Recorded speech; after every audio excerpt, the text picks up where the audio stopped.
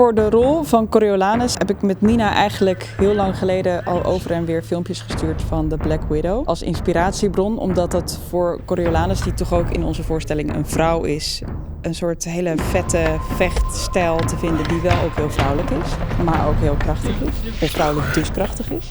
Gaat het? Ja.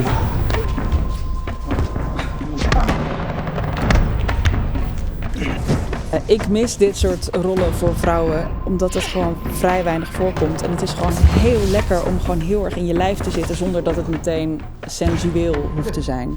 En wel je vrouwelijkheid in te zetten, maar niet je vrouwelijkheid met het doel om te verleiden. En dat voelt gewoon heel krachtig. Oh, en ik ben gewond aan mijn linkerarm. Dus wil je dan een keer goed je tanden erin zetten of zo?